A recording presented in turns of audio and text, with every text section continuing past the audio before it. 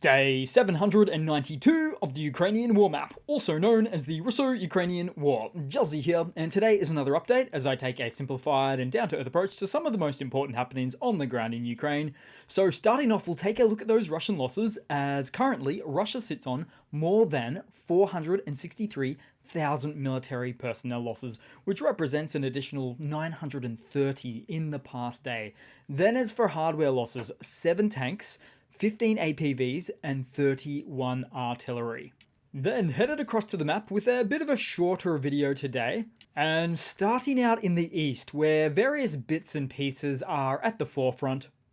So starting off, there has been continued engagements in what is technically the most northern end of the Donetsk Oblast, right here in Terny, with failed Russian offensives leading to more abandoned infantry fighting vehicles like this BMP-1, with its hatch left open, leading to destruction with relative ease. Do note, when events like this happen, the vehicles are not in a position to be retrieved from the Ukrainian side, but are from the Russian side at a later date.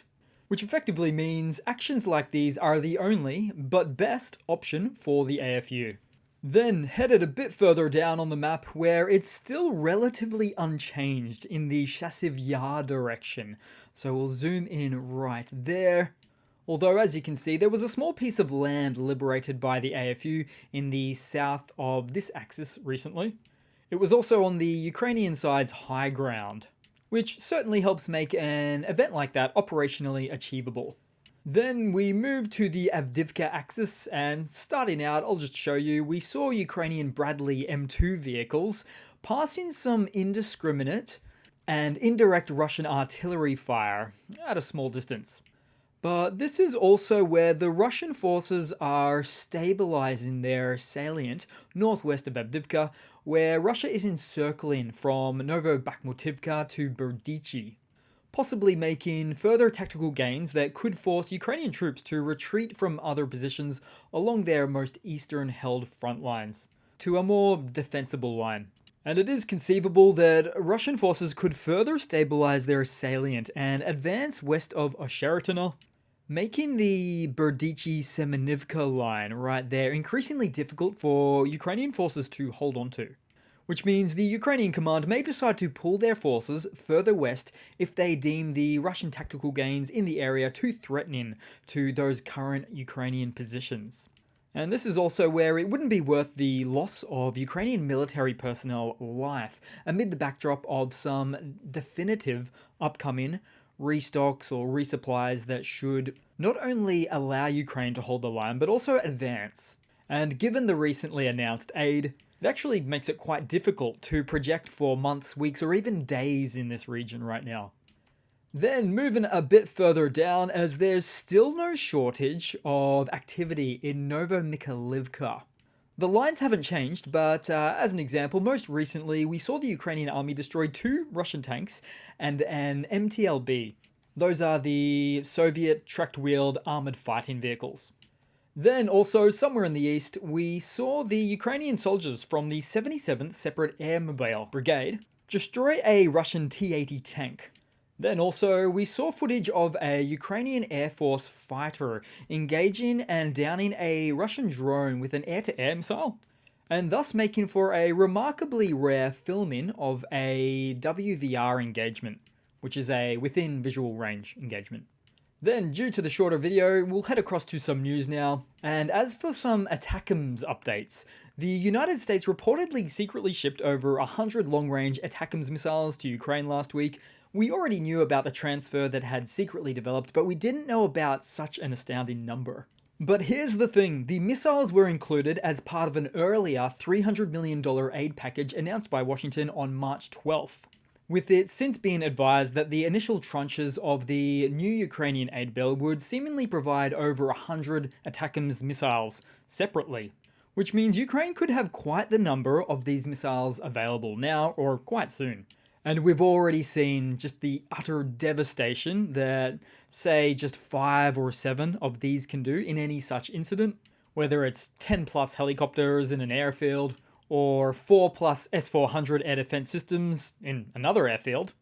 So it does indeed look like there's more upcoming concerns for the Russian military at large. Then in some more hardware-related news, the United States is set to announce a new 6 billion weapons contract for Ukraine, according to Politico, citing anonymous officials involved in the plans. The contract, which may be finalized as soon as today, will reportedly include Patriot air defense systems, artillery, drones, counter-drone weapons, and air-to-air missiles. But bearing in mind these weapons, and really this story, which is all about being funded under the Ukrainian Security Assistance Initiative, is not expected to reach Ukraine for quite some time, as the Pentagon must send contracts to US defense companies to produce new supplies. But then in related news, and to give a bit of better context, as the Pentagon swiftly announced the first 1 billion defense package for Ukraine, containing armored vehicles, artillery shells, air defense missiles, and other ammunition, as we've recently already heard about. And as far as this package goes, experts warn that it may take weeks for the full impact to be felt on the front lines. As right now, we see Ukrainian forces are currently facing some dire situations in parts of the Donetsk Oblast, such as Chasiv Yar and particularly Oshiritino, where Russia can outshoot Ukraine's forces 10 to 1 in some areas, due to the existing artillery shortages. And despite the impending aid, Russian forces seem likely to continue their offensive efforts, targeting Chasiv Yar and other key locations as well. But given the nature of some already now received new military aid from the US to Ukraine, I would expect that as soon as I upload this video, we'd probably see some sort of successful military action against the Russian army. But I might have to eat my words on that on the next upload. Although it is a pattern I've seen one too many times, as of now, in light of new aid. Then in some other news, Denmark has announced an additional 4.4 billion Danish kroners, so $650 million worth, approximately US dollars, in military support for Ukraine in 2024, as agreed upon by the Danish parliament. This brings the total financing for military support under the Danish Ukraine Fund for 2023 to 2028 amounting to 9.3 billion US dollars. And to that end, the Danish defense minister emphasized Denmark's role as one of the most active donor countries since the start of the war, stating that it is crucial to show Ukrainians that they have Denmark's support in the current unfolding events. And just to note, the military support under the Ukraine Fund is used to finance the provision of weapons, military equipment, and training efforts, including the purchase of equipment from Danish and foreign defense industries. Notably, according to the Kiel Institute for the World Economy, Denmark is the fourth largest provider of military aid to Ukraine. And at 2.3% of GDP, Denmark is also the second largest provider of military aid in terms of percentage of GDP. Surprising, astounding, and just champions of European defense. But not to dismiss the other really supportive nations as well. Then in some other news, the European Parliament adopted a resolution condemning the Russian presidential elections as farcical, urging member states and the international community not to recognize Vladimir Putin as the legitimately elected Russian president. And of course, we all think and know this, including plenty within Russia. But adopted resolutions like these really help to call out authoritarian regimes for what they really are. Also, the resolution calls for ceasing all contact with Putin except for humanitarian purposes, and deplores Hungarian Prime Minister Viktor Orban's decision to break ranks with the EU and congratulate Putin on his, quote, sham re-election, which is reportedly an actual quote from the European Parliament on the matter. So events like these are important because it's exiled Russian oligarchs like Mikhail Godorkovsky that has said that if the larger West denies Putin's legitimacy to his throne, then Khodorkovsky says that he strongly feels that Russians internally will start to bear the weight of this a lot more, leading to problemsome outcomes for Putin locally. Then in some more news, Russia has been forced to cancel multiple Victory Day parades, which celebrate the end of World War II on May 9th, and so this cancelling is due to security risks amid Ukraine's long-range drone attack capabilities that have, for instance, targeted oil refineries inside the country. Also noted was that in some regions, the Victory Parade will take place online instead, with portraits of veterans being placed on public transport instead of the procession. Additionally, heads of multiple Russian regions and occupied Crimea have announced that events will be scaled back or not happening at all. Specifically, victory parades and fireworks have been axed in the regions of Belgorod, Bryansk, Peskov, Ryazan, Kursk, and Saratov. Noting also that some of these regions as not being near the border with Ukraine. Now, the demonstration on the Red Square in Moscow, which we'll all be looking forward to, will still go ahead, but under intense security measures. And we all do wonder if there is going to be more than one tank on show this year, and not just a World War II tank, where more modern tanks have otherwise been the norm, the usual, for years prior to last year's fiasco. Then headed across to something of a Russian military mobilization blunder segment, as Russia is struggling to attract new recruits for its war in Ukraine, leading several regions to raise one-time payments for new servicemen to 1 million rubles, approximately 11,000 US dollars. And other regions offer slightly lower payments ranging from 500,000 to 600,000 rubles from regional authorities. But noting that in a Russian GDP per capita context, these are substantial sums, and amounts that ordinary Russians would never see in their lifetime through regular work, as a sign-up bonus.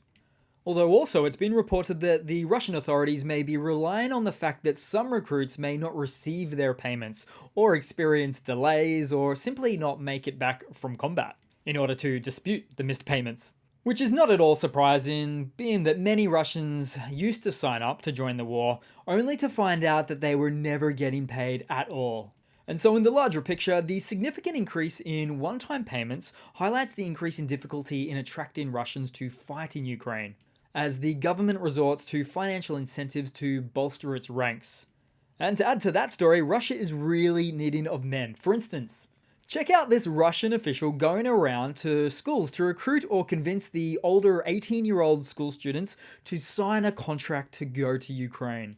And so when you follow this action all the way back up the chain, it eventually leads to Russian Defense Minister Shoigu, who is identifying that the Russian army is dealing with manpower issues. And so he orders his minions, effectively, to leave no stone unturned to find new ways to list whoever they can, down to high school students, for which the 18-year-olds are not even old enough to become conscripts, let alone mobilized soldiers. Disgraceful. Then headed across to a quick funny to round it all off today, guys. So, and this is not a repeat, okay? As we are just seeing more and more instances of Russian shed tanks.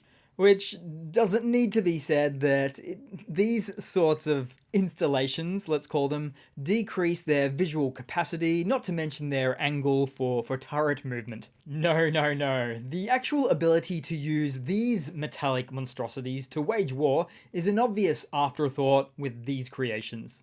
So what on earth is going on at the local Russian ERA block factory that produces the reactive armor blocks, without all of the critical downsides of these ghastly contraptions?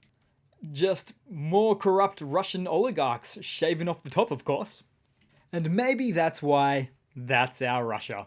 So thanks again for watching, guys. Please continue to like and comment, subscribe if not already. I do appreciate it. It helps boost the channel and the message. Thanks for all of your support. I see it all. Sometimes I'm a little bit late to reply, but I always do my best and get there in the end. And yeah, hope to see all of you guys there in the next one. Cheers.